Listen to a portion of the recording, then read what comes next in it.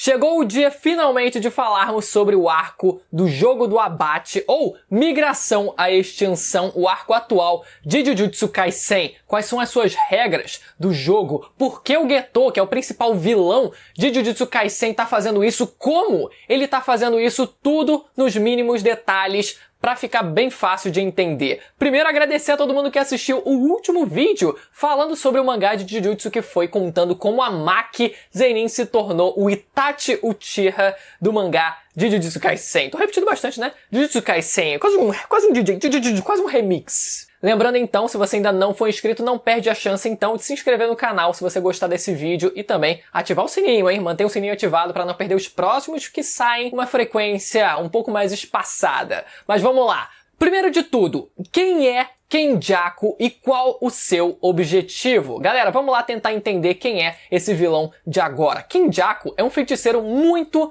antigo que possui a habilidade inata de transplantar seu cérebro para outras pessoas, incluindo cadáveres, e assim passar a controlar o corpo delas. Primeiro a gente viu a fisionomia dele como Noritoshi Kamo, depois a segunda parceira do pai do Itadori e agora finalmente como o Geto, um colega de infância de escola lá do Gojo. Ele acredita que o futuro está na otimização da energia amaldiçoada, em transformar a energia em algo melhor e mais complexo, assim reacendendo a Era de Ouro da feitiçaria no mundo, aquela quando o Sukuna ainda era vivo. Ele já havia tentado fazer isso no passado quando fundiu humanos com maldições, gerando assim fetos híbridos, como o caso do Choso, mas agora ele almeja um outro nível de evolução, um que nem ele mesmo consiga controlar, uma verdadeira força da natureza. E para isso que ele criou o Jogo do Abate, ou Migração à Extinção, dependendo da tradução, até para soar mais legal nesse segundo nome,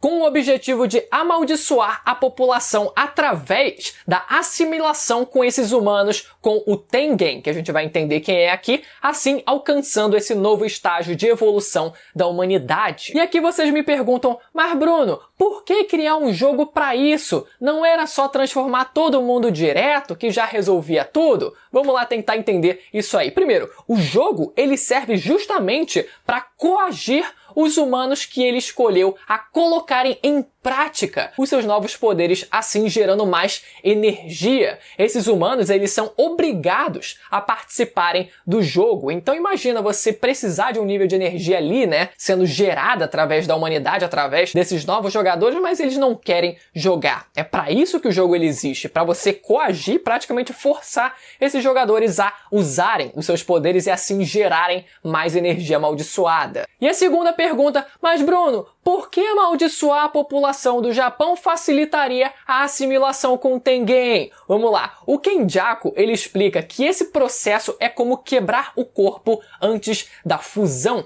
Ele vai fazer as pessoas alcançarem um estado cada vez menos humanos e mais espírito para que fiquem suscetíveis à fusão com o Tengen. E agora vamos entender a importância desse cara chamado Tengen para o plano de Kenjaku. O mestre Tengen basicamente é o cara que fortalece as barreiras que protegem as escolas de feitiçaria e fortalece as técnicas de barreira usadas pelos gerentes auxiliares das escolas. Mas ele basicamente tem uma barreira que protege o Japão inteiro. Ele possui essa aparência física por não ter conseguido se fundir ao receptáculo de plasma estelar explicado no arco do passado do Gojo, e por isso ele envelheceu até transcender o conceito de ser humano e adquiriu essa forma. O medo do Tengen era que ele perdesse o controle de si enquanto ele próprio evoluísse dessa forma. Mas, se todos os humanos se fundirem a ele, como o Kenjaku planeja, esse risco é compartilhado por todo mundo. Qualquer pessoa pode acabar saindo do controle e assim causando o fim do mundo. O Tengen então explica que o Kenjaku planeja fundir o Tengen com a humanidade. Depois disso, a Maki questiona por que o Tengen não simplesmente recusa essa fusão, e o Tengen responde dizendo que, por ter evoluído, ele está mais para um espírito amaldiçoado do que para um humano, o que o torna um alvo para manipulação de espíritos amaldiçoados. A antiga habilidade do Geto que o Kenjaku, agora estando no corpo dele, tem acesso, somado ao fato do Kenjaku também ser um mestre em técnicas de barreira. Isso contribui para ele ter essa facilidade e que por isso que o Tengen ele precisa de guardas, pois é uma questão de tempo até o Kenjaku chegar até ele. Então, nesse arco, o Ayuki e o Choso, eles ficam como guardas do Tengen. E aqui uma observação, o Kenjaku, ele tem basicamente duas habilidades-chave, a manipulação de espíritos amaldiçoados que ele adquiriu possuindo o corpo do Geto, e através desse poder ele acabou absorvendo o Mahito, que é um espírito amaldiçoado, e com isso conseguiu também a habilidade dele de mutação ou transfiguração ociosa que permite remodelar as almas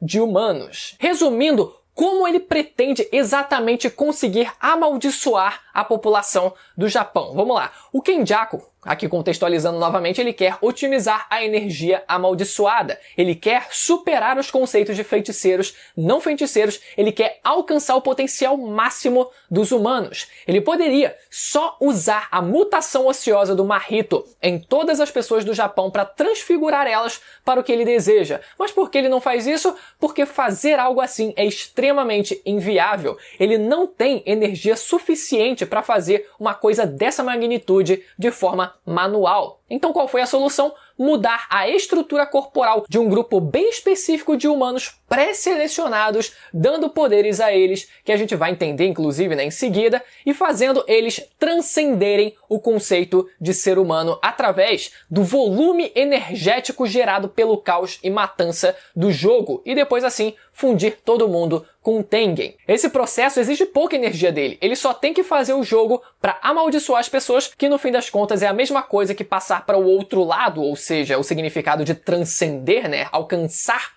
o Nirvana, que é o que ele deseja no fim das contas, e depois fundir com o Tengen, que não é mais um indivíduo. Lembrando aqui que o Kenjaku ele não alterou a estrutura corporal de toda a população do Japão, somente 2 grupos específicos de pessoas que interessavam a ele, que a gente vai ver em seguida. Só que esses grupos específicos estavam espalhados pelo Japão. Por isso ele precisava aumentar a área de alcance do seu poder, e para isso usou a barreira do Tengen como uma ponte, um catalisador para alcançar essas pessoas e alterar as suas estruturas corporais. Lembrando também que o Tengen disse que por mais que ele consiga conservar a sua individualidade, os seus pensamentos e um corpo físico, a sua existência como espírito está espalhada por todo o Japão, e na minha interpretação é como se a barreira fosse composta pelo próprio Tengen, já que ele diz que a sua existência está espalhada por todo o Japão em forma de espírito, e como o Kenjaku manipula espíritos, ele foi capaz de manipular a barreira, que é pura energia espiritual, para executar, para usar como uma ponte. Agora vamos falar sobre a peça-chave para o plano do Kenjaku. Antes do Kenjaku colocar esse plano em prática, existiu ainda uma fase de preparação para que desse certo. Ele mirou em 2 grupos específicos de seres humanos e marcou individualmente cada uma dessas pessoas que ele escolheu, para que depois fosse possível estabelecer uma ponte conectando ele e essas pessoas. É como se o Kenjaku e um ser humano qualquer que ele tivesse marcado fossem 2 torres de rádio e a mensagem tivesse viajado através da barreira do Tengen que cobria todo o Japão, como se a barreira fosse um satélite que conectasse longas distâncias. E aqui vocês vão me perguntar novamente, mas se ele remodelou essas pessoas usando o poder do Mahito, por que ele precisou marcar essas pessoas antes, se o Mahito ele nunca precisou fazer isso? Não era só ele ter dito, olha só poder, vá e altere e transfigure esse grupo de pessoas aqui bem específico, vai poder, vai teia. E para essa pergunta eu digo que talvez para o primeiro grupo, desses 2 grupos que a gente vai ver, talvez não fosse exatamente necessário, mas ele ainda quis escolher a dedo os humanos levando em conta o contexto que essas pessoas estão envolvidas. Contexto esse que elevasse a probabilidade de conflito. Eu vou dar um exemplo mais adiante, vocês vão entender aqui a pegada do Kenjaku. Então o foco do Kenjaku nesse momento não eram os feiticeiros ou maldições. Um desses grupos que ele marcou, o primeiro grupo, se trata de humanos que nasceram com técnicas amaldiçoadas, mas que possuem uma estrutura cerebral que não permite com que eles usem esse poder, como era o caso do Junpei. Então ele remodelou a estrutura cerebral dessas pessoas para que agora eles possam usar esses poderes. Já o segundo grupo de humanos são os que ele fez ingerir objetos amaldiçoados. Prestem bem atenção aqui. Só que diferente do Itadori, que assim que comeu o primeiro dedo do Sukuna já despertou uma habilidade, o Kenjaku alimentou essas pessoas mantendo o selo dos objetos, para que só fossem ativados no momento que ele quisesse. E para isso ele tinha uma espécie de laço mestre aqui, né, que quando ele desfez, desativou o selo de todos os objetos espalhados no país. Isso acho que no final do arco de Shibuya. E aqui a pergunta que vocês vão me fazer mais uma vez: e por que só agora e tudo junto? Ele não podia ir liberando aos poucos, né, alimentando a galera com objetos amaldiçoados e liberando a coisa para acontecer ali aos poucos? Por que teve que esperar? Porque agora ele tem o poder do Mahito. Ele consegue remodelar a estrutura corporal dessas pessoas, fazendo o quê? Fortalecendo o físico delas para que suportem os novos poderes. Assim como o Itadori suportou o poder do Sukuna quando comeu o primeiro dedo. Não existe mais qualquer chance do Kenjaku remover os selos dos objetos e acabar matando um monte de gente por causa dos seus físicos fracos. É exatamente como ele disse, é como se agora existissem cerca de 1000 Itadores por aí que conseguem suportar as habilidades. Inclusive, uma dessas pessoas foi justamente a irmã do Fushiguro, que acabou sendo envolvida nisso, né? Que aparece despertando do coma com uma marca na sua testa. Ele escolheu a dedo cada uma dessas pessoas, prevendo os tipos de conflitos que isso causaria. Ou seja, como maior exemplo aqui, a irmã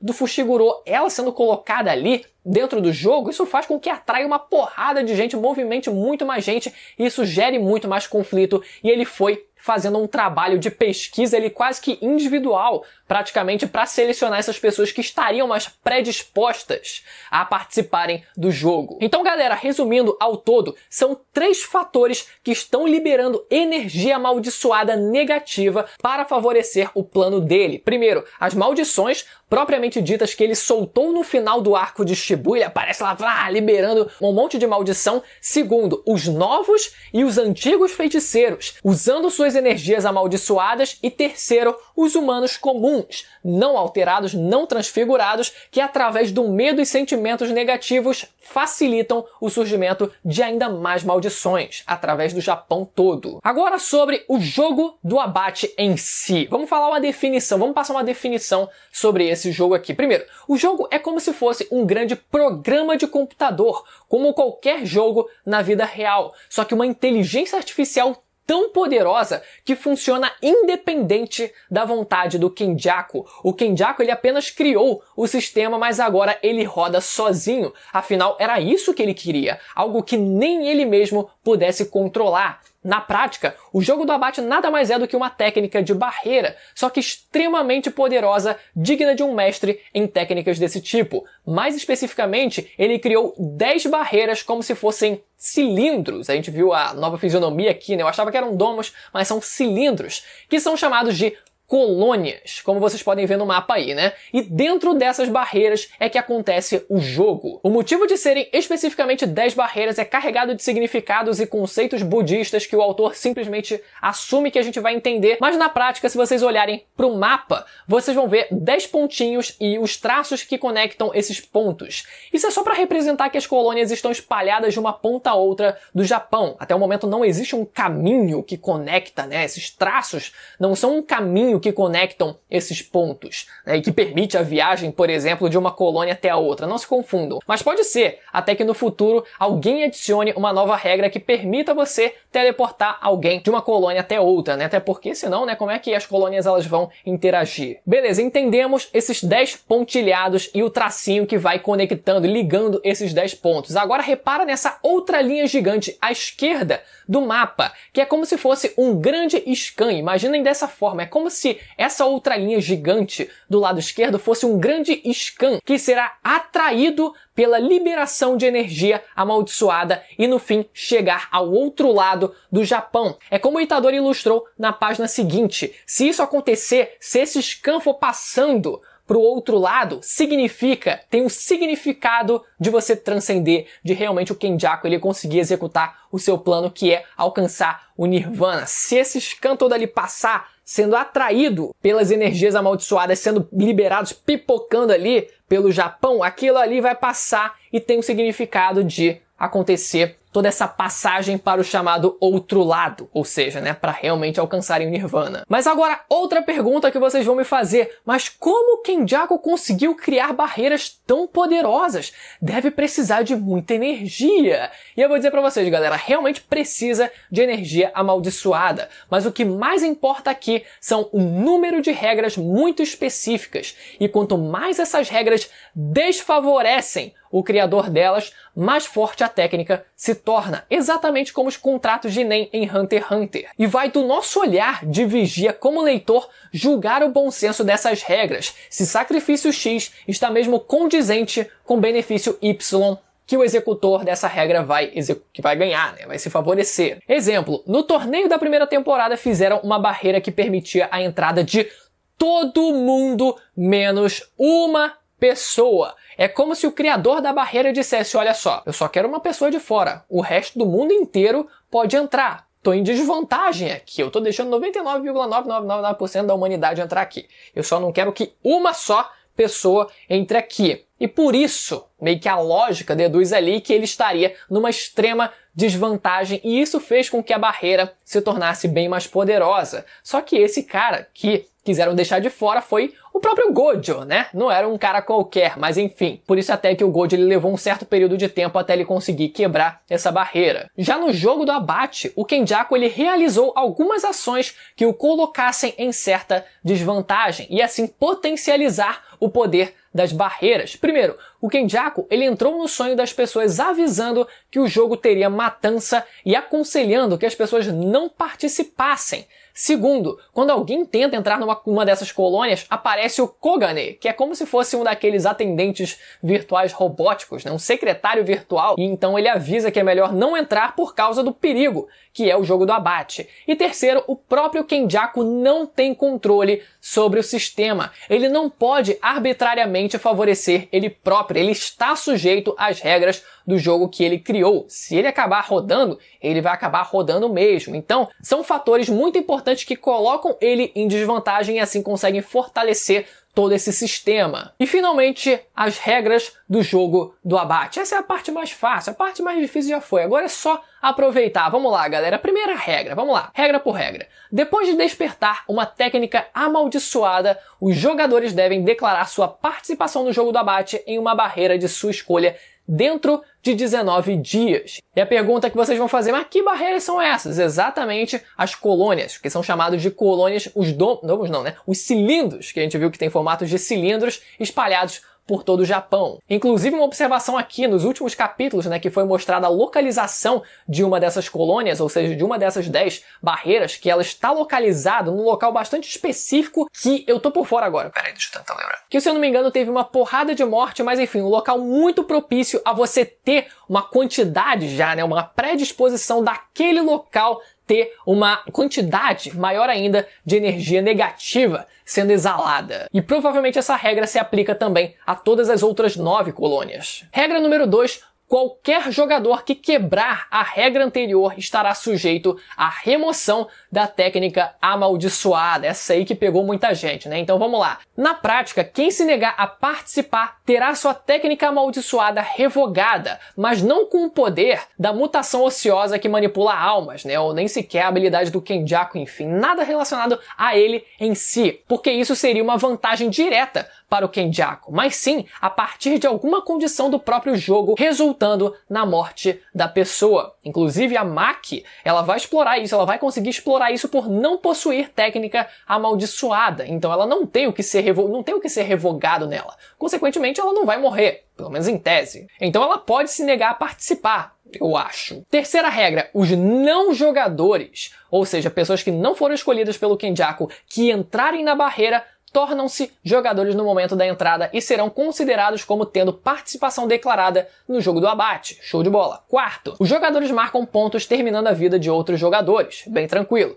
5. Os pontos são determinados pelo mestre do jogo e indicam o valor da vida de um jogador. Como regra geral, os feiticeiros valem 5 pontos e os não feiticeiros valem 1 ponto. Inclusive, ficou na dúvida, a gente tinha ficado na dúvida até pouco tempo atrás, quem seria o mestre do jogo, e a gente descobriu que não é o Kenjaku, porque naturalmente isso seria uma facilitação, uma vantagem para ele. Então ele não se colocou como mestre do jogo para assim favorecer, fortalecer ainda mais todo esse sistema. Regra número 6. Excluindo o valor em pontos da própria vida de um jogador, os jogadores podem gastar 100 pontos para negociar com o mestre do jogo para adicionar uma nova regra ao jogo do abate. Ou seja, é necessário basicamente matar 20 feiticeiros para você conseguir adicionar uma nova regra, ou você matar 100 não feiticeiros para você conseguir acumular os 100 pontos. Número 7. De acordo com a regra anterior, o mestre do jogo deve aceitar qualquer nova regra proposta, a menos que ela tenha um efeito marcante